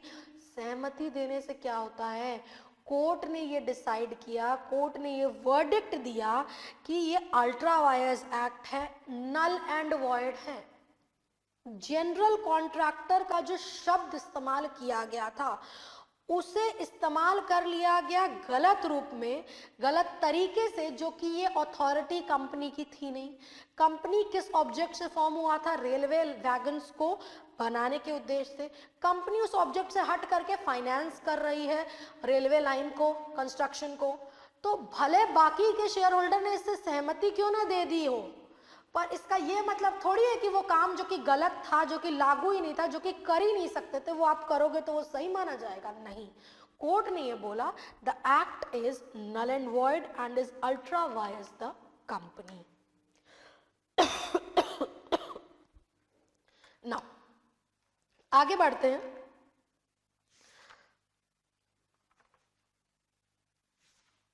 ये तो बात हुई ऑब्जेक्ट क्लॉज के बारे में। नाउ ऑब्जेक्ट क्लॉज के बारे में हमने देखा, हमने नेम क्लॉज के बारे में देखा, और साथ ही साथ अब हम बातचीत करेंगे with regard to the registered office of the company. Company का रजिस्टर्ड ऑफिस, सिचुएशन क्लॉज या रजिस्टर्ड क्लॉज, सिचुएशन क्लॉज के बारे में हम बात करते हैं।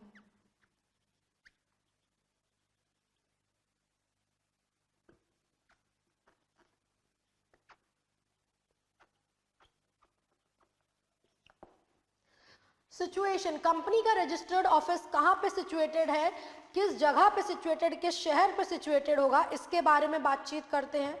तो कंपनी चेंज कर सकती है registered office one state to another, provided, कई सारे प्रोविजंस है जिनको फॉलो करना पड़ेगा, जिनको देखना पड़ेगा, और जिनके अबाइड करने के बाद कंपनी उसमें चेंजेस और फेरबदल कर सकती है। सिमिलरली हमने लायबिलिटी क्लॉज के बारे में देखा। लायबिलिटी क्लॉज यानी कि लिमिट जो कि है मेंबर की, उसे कैसे स्टेट किया गया है, कैसे प्रेस्क्राइब किया गया है, कैसे बताया गया है मेंबर्स की लिमिट को, और वो किस हद तक एप्लीकेबल होगी, वो हमने लायबिलिटी क्लॉज में देखा है।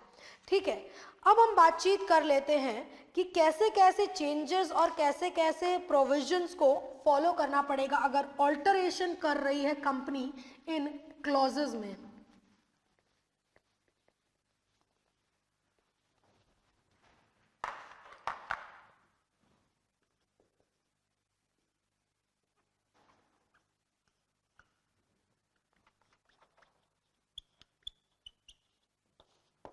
नेम क्लॉज, कौन सा रेजोल्यूशन पास किया जाएगा? स्पेशल रेजोल्यूशन पास किया जाएगा। Special resolution, vote casted in favour are 3 times the vote casted against. Special resolution pass करना पड़ेगा। अप्रूवल ऑफ सेंट्रल गवर्नमेंट की जरूरत पड़ेगी। नया इनकॉर्पोरेशन सर्टिफिकेट दिया जाएगा कंपनी को, और non applicability where the word private or added or deleted in the case of company in case of conversion.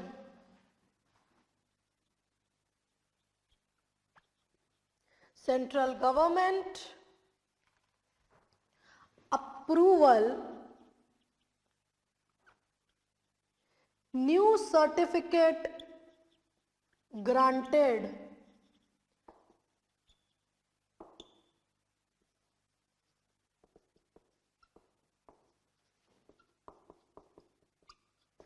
Name clause में चेंजेस करना है। अगर कंपनी का नाम ऑलरेडी जो कि रजिस्टर्ड कंपनी है उससे मिलता जुलता है, आइडेंटिकल है, company has to change the name. Name clause को चेंज करने के लिए स्पेशल रेजोल्यूशन पास करना पड़ेगा कंपनी को जनरल मीटिंग में। सेंट्रल गवर्नमेंट की अप्रूवल की जरूरत पड़ेगी। नया सर्टिफिकेट ग्रांट किया जाएगा कंपनी को। हालांकि केवल अगर इस शब्दों का प्राइवेट लिमिटेड का एडिशन या डिलीशन करना है, प्राइवेट लिमिटेड या वर्ड प्राइवेट है इसे जोड़ना है, जब कन्वर्ट हो रही है पब्लिक इनटू प्राइवेट या प्राइवेट इनटू पब्लिक, उस केस में अप्रूवल की जरूरत और ये सारे प्रोविजंस की एप्लीकेबिलिटी नहीं होगी। ठीक है, आगे बढ़ते हैं सिचुएशन क्लॉज की ओर। जैसा कि हमने पढ़ा है सिचुएशन क्लॉज मतलब रजिस्टर्ड ऑफिस, जहाँ पे स्टेट में, जिस स्टेट में रजिस्टर्ड है, यहाँ पे भी अगर कंपनी चेंज कर रही है रजिस्टर्ड ऑफिस अपना वन स्टेट टू अनदर, कर सकती है, स्पेशल रेजोल्यूशन पास किया जाएगा। ठीक है, approval of central government is required only when registered office situated is changed from one state to another, change from one state to another, उसी jurisdiction में अगर चेंज हो रहा है कोई दिक्कत नहीं है। अगर एक शहर से दूसरे शहर में आप अपना रजिस्टर्ड ऑफिस चेंज कर रहे हो, सेंट्रल गवर्नमेंट के अप्रूवल की जरूरत होगी। क्या आउटकम या क्या रिजल्ट होगा? ऐसे ही आप अपने स्टेट को चेंज नहीं कर सकते रजिस्टर्ड ऑफिस को। आप किसी शहर में काम कर रहे थे, उस शहर में आपके क्रेडिटर्स थे, आपने काम किया है, आपके लोग जुड़े हुए हैं, आपने जो भी डीलिंग की है, सेंट्रल गवर्नमेंट एप्लीकेशन मिलने के बाद तुरंत उसको चेंज करने का परमिशन नहीं देगी जब तक सेंट्रल गवर्नमेंट को ये सेटिस्फैक्शन नहीं मिलता है कि कंसेंट ऑफ क्रेडिटर्स और बाकी के जो कि अदर पर्सन कंसर्न्ड या डिबेंचर होल्डर्स जिनका कंपनी में इंटरेस्ट है। कहीं ऐसा तो नहीं कि आपने उनका पैसा ले करके बस अब मारने के चक्कर में आप एक शहर से दूसरे शहर में जा रहे हो क्योंकि आपने उनका पैसा लिया हुआ है। तो जब तक सेंट्रल गवर्नमेंट को ये कंसेंट नहीं मिल जाता है क्रेडिटर्स द्वारा, डिबेंचर होल्डर्स द्वारा, अदर पर्सन जो कि कंसर्न्ड है विद द कंपनी, उस केस में कंसर्न ना मिलने तक अप्रूवल नहीं मिलेगा। तो पहले सेंट्रल गवर्नमेंट को इससे सेटिस्फाई होना पड़ेगा कि कंसर्न मिल गया है क्रेडिटर्स और बाकी के डिबेंचर होल्डर द्वारा विथ रिगार्ड कि कंपनी ने अपनी लायबिलिटीज को डिस्चार्ज किया है, और कंपनी सेंट्रल गवर्नमेंट 60 दिनों के अंदर will dispose the application। मतलब आज कंपनी ने एप्लीकेशन दिया सेंट्रल गवर्नमेंट को, सेंट्रल गवर्नमेंट 60 दिनों के अंदर उस एप्लीकेशन पे वर्डिक्ट देगा, अपना डिसीजन देगा, डिस्पोज ऑफ करेगा एप्लीकेशन को। पर पहले सेंट्रल गवर्नमेंट को सेटिस्फाई होना पड़ेगा कि जो लोग एसोसिएटेड है कंपनी से उनसे सहमति मिली है, कंपनी ने अपनी डेब्ट्स और लायबिलिटी को चुकाया है। नेक्स्टली ऑब्जेक्ट क्लॉज की ओर अगर बढ़े तो ऑब्जेक्ट क्लॉज मतलब जिस उद्देश्य से कंपनी फॉर्म हुई है अब उसमें चेंज या फेरबदल करना चाह रही है। प्रोस्पेक्टस में दिखाया गया कि क्या कंपनी का ऑब्जेक्टिव है, अब उससे के बाद भी कंपनी के पास कुछ अनयूटिलाइज्ड मनी है और कंपनी अब क्या करना चाह रही है, अपने ऑब्जेक्ट को बदलना चाह रही है। कैसे कर सकती है? स्पेशल रेजोल्यूशन पास करना पड़ेगा। पहली बात, a company which has raised money from prospectus and still has unutilized money out of the so raised shall not change its object for which it raised through the money unless the details may be prescribed in such resolution in the newspaper। साथ ही साथ dissenting shareholders shall be given an opportunity of being heard। Company के prospectus में state किया गया है कि company किस उद्देश्य से फॉर्म हो रही है, क्या ऑब्जेक्ट है, कहाँ कहाँ पैसा लगने वाला है। पैसा उठा लिया कंपनी ने लोगों से, अब कंपनी के पास अभी भी पैसा बचा हुआ है, अनयूटिलाइज्ड अमाउंट है। अब कंपनी अपने ऑब्जेक्ट को बदलना चाह रही है। ऐसे ही बदल सकती है? नहीं। कंपनी को पहली बात न्यूज़पेपर में, एक तो इंग्लिश न्यूज़पेपर में, दूसरा लोकल वर्नाकुलर लैंग्वेज में ये बताना पड़ेगा कि कंपनी अपने ऑब्जेक्ट को चेंज कर रही है, किस लिए चेंज कर रही है। साथ ही साथ जो भी शेयर होल्डर है डिसेंटिंग, जो कि अग्री नहीं कर रहे हैं, जो कि सहमत नहीं है कि भाई क्यों ऑब्जेक्ट चेंज हो रहा है, तो उनको एक ऑप्शन दिया जाता है, उनको एक मौका दिया जाता है एग्जिट करने का, छोड़ने का, ताकि उन्हें एक अपॉर्चुनिटी दी जाए कि भाई आपको एक मौका है, आपने तो पुराने बेसिस पे, पुराना ऑब्जेक्ट जो कि स्टेटेड किया गया था प्रोस्पेक्टस पे, उसके बेसिस पे आपने पैसा लगाया, बट हम अब ऑब्जेक्ट को चेंज कर रहे हैं, but we are giving an opportunity to the dissenting shareholders to have an option to exit. ठीक है, तो यानी कि स्पेशल रेजोल्यूशन के तहत किया जा सकता है, एडवर्टीजमेंट करना पड़ेगा कंपनी को इन इंग्लिश और vernacular newspaper,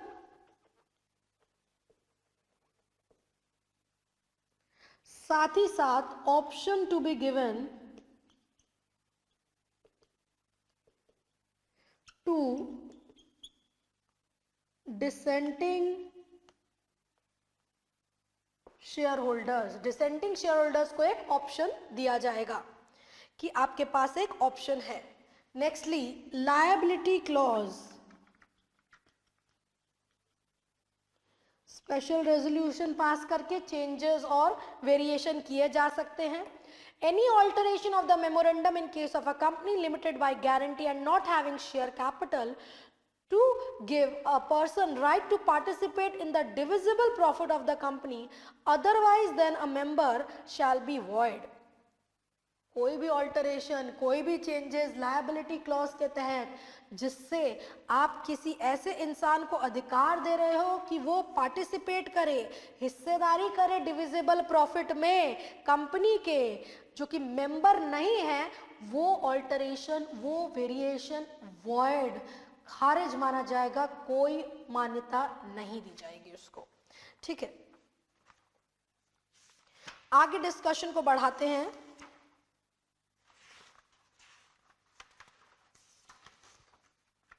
We'll be dealing with the topic that is further, हम बात करेंगे with regard to doctrines के बारे में बात करेंगे।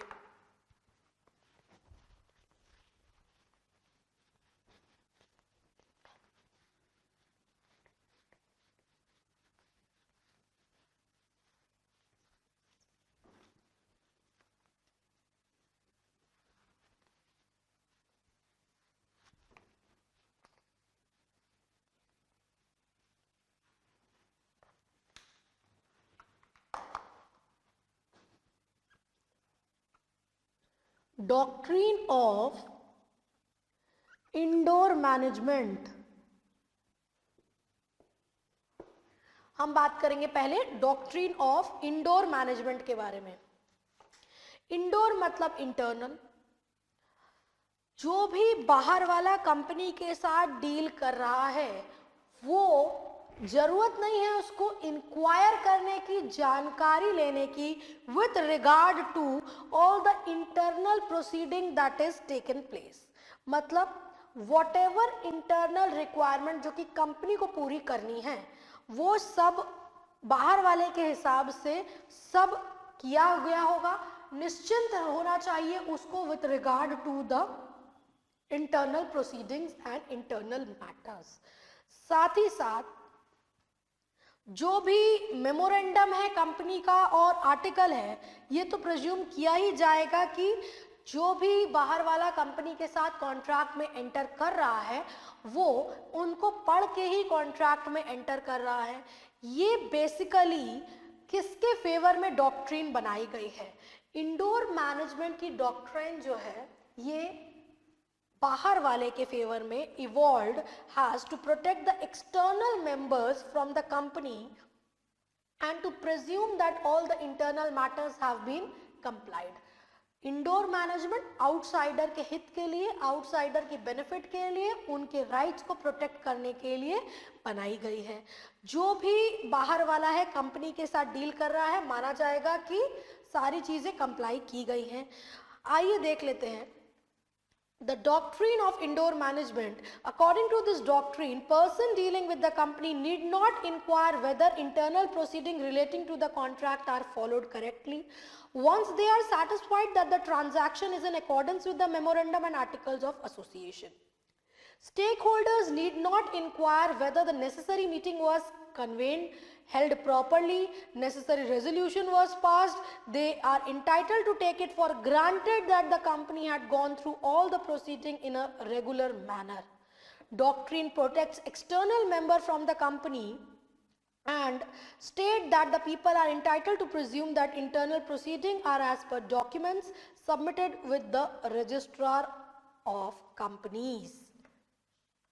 ना जो भी कंपनी को मीटिंग करना है वो मीटिंग कंडक्ट हुई है, जो रेजोल्यूशन पास करना है वो पास हुआ है, जो सारी फॉर्मेलिटीज है सब की गई है, बाहर वाले को इससे कोई लेना देना नहीं है, उसके हिसाब से सब कुछ सही हुआ है। बट एक्सेप्शंस,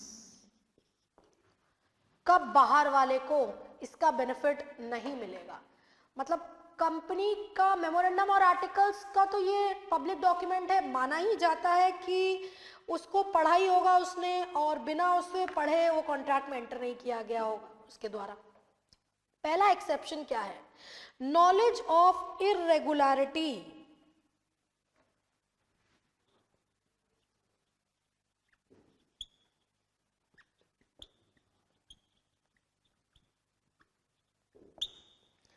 कुछ भी गड़बड़ी, कुछ भी इरेगुलरिटी कंपनी के पार्ट में चल रही थी, अब उस गड़बड़ी की जानकारी बाहर वाले को थी, फिर भी वो कॉन्ट्रैक्ट में एंटर किया, मतलब गलत हो रहा था, उसे ये बात पता थी, पर वो सोचा कि चलो हम तो डॉक्ट्रिन ऑफ इंडोर मैनेजमेंट का बेनिफिट ले लेंगे, मेरे को तो डैमेज मिल जाएगा। The benefit of doctrine of indoor management cannot be taken on a ground when the outsider dealing with the company had the knowledge of irregularity. दूसरी बात, negligence. अगर थोड़ा मेहनत, थोड़ा एफर्ट करके इरेगुलरिटी जो गड़बड़ चल रही थी उसे पता किया जा सकता था, पर फिर भी बाहर वाले ने अपनी तरफ से कोई इनिशिएटिव नहीं लिया, नेग्लिजेंट हुआ, चूक हो गई, मिस्टेक हो गई, पर उस मिस्टेक को, उस चूक को आप पकड़ सकते थे, आपके पास एक ऑप्शन था, पर उसमें आप असमर्थ रहे, तो आप एज अ बाहर वाले can not take the benefit of doctrine of indoor management. Nextly, forgery. Forgery के केस में, फॉर्जरी में तो सहमति दी ही नहीं, गलत तरीके से फेक सिग्नेचर डाल दिया आपने, तो सामने वाले ने, कंपनी के डायरेक्टर ने तो कभी सहमति दी ही नहीं, उसका सिग्नेचर फॉर्ज अगर कर लिया, फॉर्जरी अगर हो जा रही है, उस केस में भी डॉक्ट्राइन ऑफ इंडोर मैनेजमेंट का बेनिफिट नहीं लिया जा सकता है। मतलब कहने का ये तात्पर्य है कि इंडोर मैनेजमेंट का बेनिफिट किसको मिलेगा, बाहर वाले को मिलेगा। किस मैटर पे मिलेगा, इंटरनल अफेयर्स से रिलेटेड निश्चिंत रहो, सेटिस्फाइड रहो, सब चीजें की गई हैं, सारी फॉर्मेलिटीज पूरी की गई हैं। कब नहीं बेनिफिट मिलेगा, नॉलेज ऑफ इरेगुलरिटी, बाहर वाले को जानकारी थी कि कुछ गड़बड़ी चल रही है, नेग्लिजेंस, अगर मिनिमम एफर्ट लगा करके जानकारी प्राप्त हो सकती थी, नॉलेज मिल सकता था, कुछ गड़बड़ी का पता लगाया जा सकता था, बट उसमें भी अगर आप फेल हो गए हो, असमर्थ हो, उस केस में बेनिफिट नहीं मिलेगा। फॉर्जरी के केस में जब फॉर्जरी हो रही है वहां पे भी जब अप्रूवल ही नहीं दिया गया है, जब सहमति नहीं दी गई है, तो कॉन्ट्रैक्ट की बात तो बाद में आती है, ठीक है, तो इस केस में भी डॉक्ट्राइन ऑफ इंडोर मैनेजमेंट का बेनिफिट नहीं लिया जा सकता है। ये तो बात हुई डॉक्ट्राइन ऑफ इंडोर मैनेजमेंट के बारे में ना। अब हम बात कर लेते हैं इनकॉर्पोरेशन ऑफ कंपनी के बारे में।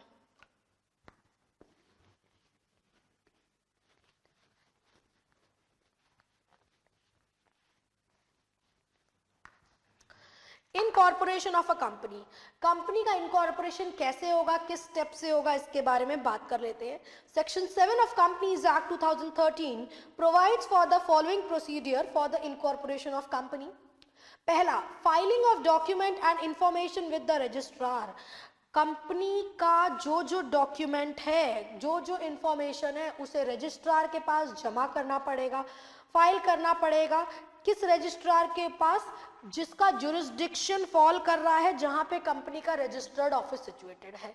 रजिस्टर्ड ऑफिस कंपनी का सिचुएटेड है, अब उसके जुरिस्डिक्शन पे जो रजिस्ट्रार आ रहा है, वहां पे रजिस्ट्रार को, या जिसके अंडर वो फॉल कर रहा है, जिस रजिस्ट्रार के अंडर आपका रजिस्टर्ड ऑफिस सिचुएटेड है, वो फॉल कर रहा है, आपको नेसेसरी कागज पत्तर जमा करना पड़ेगा। क्या क्या जमा करना पड़ेगा, memorandum and articles of the company duly signed by all the subscriber. Incorporation की अगर हम बात करें,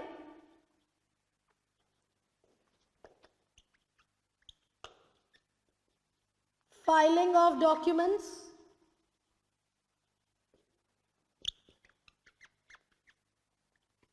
memorandum and articles of association duly signed by the subscribers, declaration by a person who is engaged in the formation of the company and named in the articles, एक declaration जो कि company के formation से related है उसके बारे में जानकारी, एफिडेविट सब्सक्राइबर द्वारा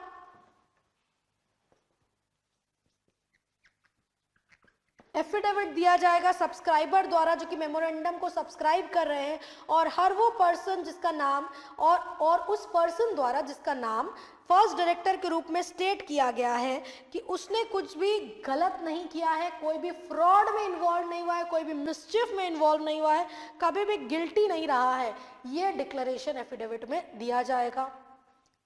डिटेल्स ऑफ द सब्सक्राइबर, उनका नाम, एड्रेस, सारे डिटेल्स, पर्टिकुलर्स और डिटेल्स किसका, डायरेक्टर्स का, और जिनका नाम आर्टिकल्स में स्पेसिफाई किया गया है, मेमोरेंडम में सब प्रेस्क्राइब किया गया, बताया गया है, उनके बारे में सारी नेसेसरी कागज पत्तर और जानकारी। Issue of certificate on registration,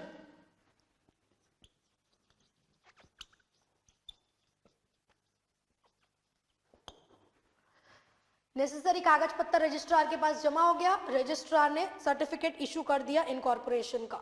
allotment of CIN, corporate identity number in the form of CIN, registrar shall allot to the company a corporate identity number जो कि अलग रहेगा, डिस्टिंक्ट रहेगा, और which shall be included in the certificate.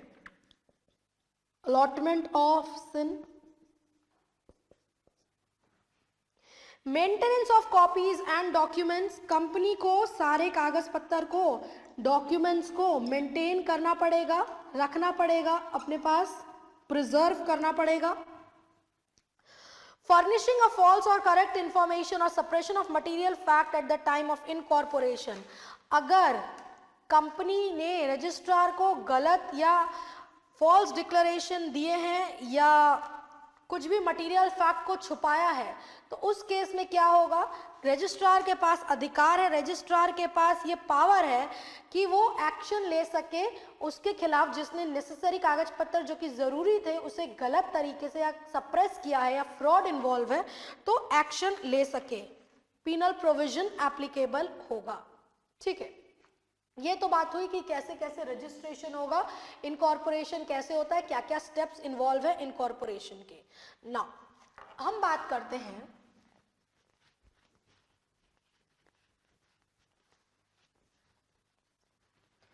Effect of registration के बारे में।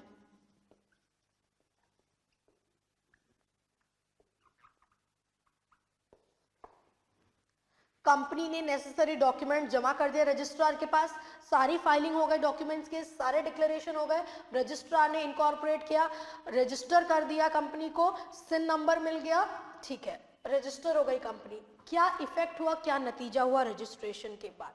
Incorporation के बाद कंपनी जो की है, company becomes a separate legal personality from its incorporator. जो भी कॉन्ट्रैक्ट कंपनी एंटर करेगी कंपनी को बाधित करेगा, बांधेगा कंपनी को बाहर वाले के साथ, और सामने वाला बाहर वाला सू कर सकता है कंपनी को उस कॉन्ट्रैक्ट के बेसिस पे, और कंपनी इन टर्न अगर कुछ गलत होता है तो सू करने के लिए उसके पास ये पावर्स दिए गए हैं।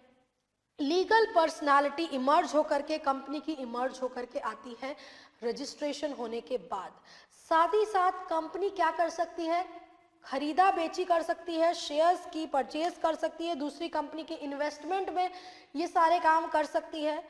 कंपनी का एक अलग स्टेटस इमर्ज होकर के आ रहा है जो कि अलग विभिन्न है, इसके डिस्टिंक्ट है इसके मेंबर से। तो ये कब हो रहा है, ये तब हो रहा है जब कंपनी रजिस्टर हो गई है और कंपनी को ये अधिकार रजिस्ट्रार द्वारा मिला है। मतलब जो भी कॉन्ट्रैक्ट कर रही है कंपनी को ये अधिकार मिल चुका है, अब ये कॉन्ट्रैक्चुअल ऑब्लिगेशन को एंटर कर सकती है। एक टर्म पढ़ेंगे हम, ये क्या है, simplified proforma for incorporating company. Simplified proforma for incorporating company, SPICE।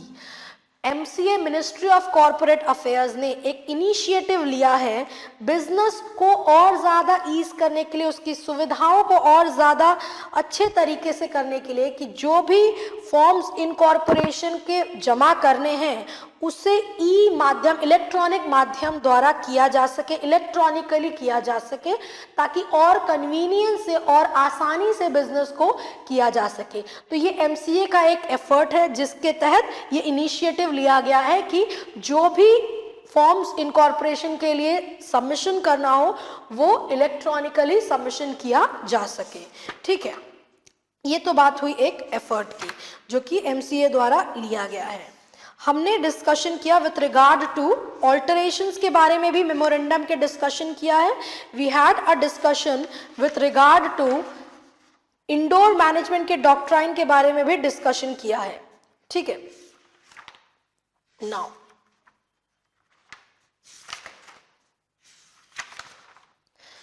आगे बढ़ते हैं अपने डिस्कशन की ओर।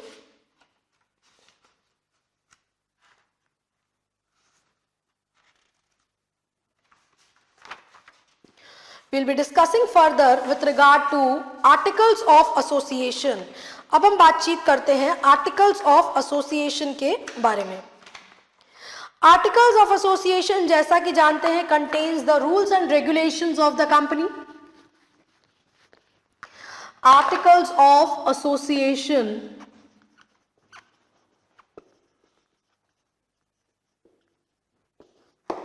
Article of association contains the rules and regulations of the company. जो भी रूल्स रेगुलेशंस है वो कंटेन करेगा आर्टिकल में। साथ ही साथ उन मैटर्स को कंसिडर इंक्लूड किया जाएगा जिसको जरूरी है या जिनकी आवश्यकता है, जो कि प्रेस्क्राइब किए गए हैं रूल्स द्वारा, वो सारे मैटर्स आर्टिकल्स ऑफ एसोसिएशन में कंसिडर किए जाएंगे, उन्हें स्टेट किया जाएगा। इनके अलावा कुछ एडिशनल मैटर्स को भी इंक्लूड किया जा सकता है जो कि जरूरी है, जो कि आवश्यक है मैनेजमेंट पर्पस के लिए। एक और बात, आर्टिकल्स में एक प्रोविजन हो सकता है entrenchment provision. What is entrenchment provision? In order to protect something, किसी चीज को प्रोटेक्ट करने के लिए, उसकी बेनिफिट के लिए, उसकी बेहतरी के लिए ये एंट्रेंचमेंट प्रोविजन भी आर्टिकल्स में हो सकता है। ध्यान दीजिएगा, आर्टिकल्स में contain provision for entrenchment to the effect that specified provisions of the articles may be altered only if conditions और procedures as that are more restrictive then those applicable in case of a special resolution are met or complied। कहने की ये बात है, जो जो provisions articles में stated हैं उनमें फेरबदल, उनमें बदलाव किया जा सकता है, बशर्ते वो चेंजेस, वो बदलाव are more restrictive in nature as compared, जो कि प्रोविजन लेड डाउन थे आर्टिकल्स में, स्पेशल रेजोल्यूशन के द्वारा पास करके चेंजेस और वेरिएशन किया जा सकता है in order to protect something, जिसे एंट्रेंचमेंट प्रोविजन कहा जाता है। ठीक है, manner of inclusion of entrenchment provision.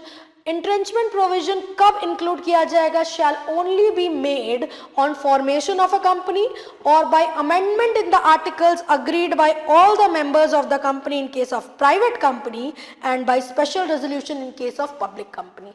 कहने का ये मतलब है, कंपनी के फॉर्मेशन पे ऐसा एंट्रेंचमेंट प्रोविजन लगाया जा सकता है, स्टेट किया जा सकता है आर्टिकल्स में, या तो फिर अगर प्राइवेट कंपनी है, जब सारे के सारे मेंबर्स प्राइवेट कंपनी के अग्री हो रहे हैं कि एंट्रेंचमेंट प्रोविजन लगाना चाहिए, या अगर पब्लिक कंपनी है तो वहां पे अगर स्पेशल रेजोल्यूशन पास करके एंट्रेंचमेंट प्रोविजन लगाया जा सकता है। Notice to the registrar of the entrenchment provision, where the articles contain provision for entrenchment, whether made on formation or amendment, company shall give notice to the registrar in the prescribed form। जो भी entrenchment provision articles में है, इसकी जानकारी भले वो company के formation में क्यों ना एंट्रेंचमेंट लगाया गया हो, या तो फिर अमेंडमेंट के तहत क्यों ना एंट्रेंचमेंट प्रोविजन लगाया गया हो, रजिस्ट्रार को इसकी जानकारी देनी जरूरी है प्रेस्क्राइब्ड फॉर्म में। आर्टिकल्स कुछ फॉर्म्स को कंसिडर रहेंगे, स्पेसिफाई किए गए हैं।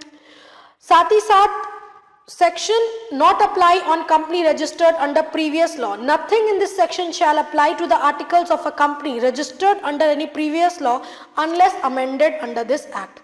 जो भी provisions है ये applicable नहीं होंगे, shall not be applicable to any previous company law unless उसमें कोई amendment और changes किया गया हो. ठीक है. That's all for the session. We'll be continuing in the next session.